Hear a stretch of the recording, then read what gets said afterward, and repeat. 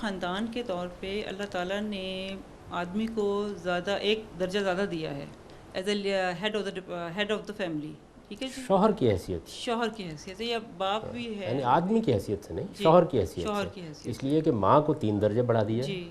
وہ ایک خاتون ہے. ہاں جی. تو مسئلہ کسی عورت اور مرد کا نہیں ہے، رشتے کا ہے. جی. جب آپ ایک رشتہ قائم کرتے ہیں تو اس کے کچھ حقوق بھی ہوتے ہیں، فرائض بھی ہوتے ہیں. لیکن اگر وہ شوہر کماتا ہے پھر تو اس کو آپ کہہ سکتے ہیں کہ وہ اپنی ڈیوٹی پرفارم کر رہا ہے.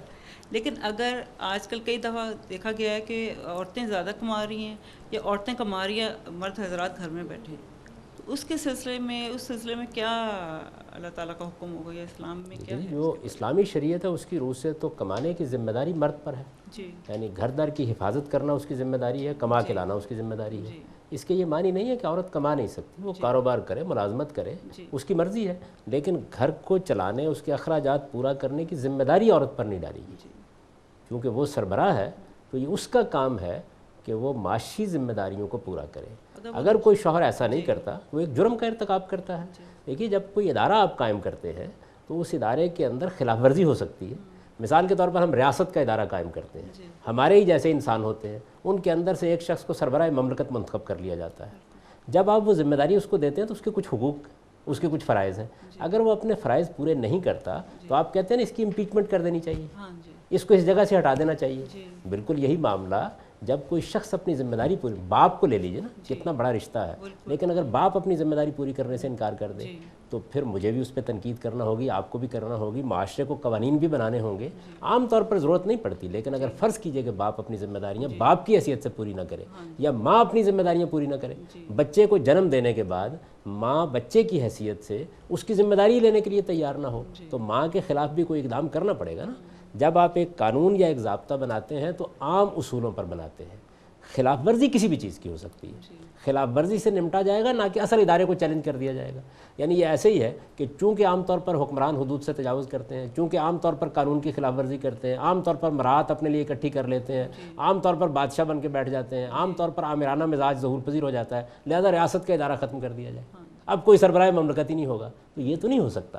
آپ اس ریاست کے ادارے کی افادیت کو مان کر آگے بڑھتے ہیں اور اس کی اصلاح کرتے ہیں. اب مسئلہ یہ پیدا ہو رہا ہے کہ قرآن میں بھی کہا ہے نا کہ وہ اپنے پیسے خرچ کرتے ہیں، تو یہ وجہ بنتی ہے اس کی ڈومیننس کی.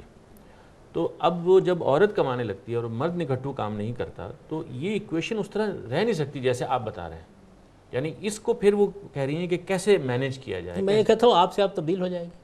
دیکھیے، اگر فرض کر لیجئے کہ گھر کی ذمہ داری عورت نے اٹھا دی ہے تو آپ کے خیال میں عورت اتنی کمزور ہے پھر وہ حکومت کر رہی ہوتی، یعنی اس کا نتیجہ یہ نکلتا ہے. لیکن عورت کو اسلامی شریعت یہ نہیں کہتی کہ تم کماؤ، یا یہ نہیں کہتی کہ تم پر یہ ذمہ داری ڈالی گئی ہے.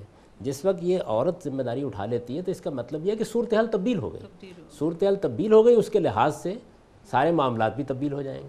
یعنی اگر ایک باپ کی ذمہ داریاں ادا کرنے کے لیے تیار نہیں ہے تو پھر اسے اولاد سے اس نوعیت کے احترام کی توقع بھی نہیں کرنی چاہیے.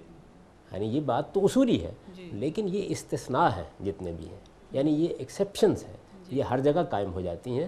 آپ معاشرت کا ادارہ قائم کریں گے تو یہ سوال پیدا ہوتا ہے کہ اخراجات پورے کرنے کی ذمہ داری کس پر ڈالی جائے. ذمہ داری کس پر ڈالی جائے؟ مرد پر ہونی چاہیے. عورت کو روکا نہیں کوئی کام کرنے سے، وہ کام کرے، جو وہ کمائے وہ اس کا ہے.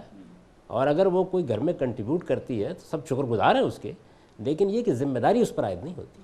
جس وقت مرد یہ کام نہیں کرے گا تو وہ ہماری شریعت اور ہمارے قانون میں مسئول اور جواب دہ ٹھہرایا جائے گا، اس سے پوچھا جائے گا، اس کے لیے قانون سازی بھی ہو سکتی ہے.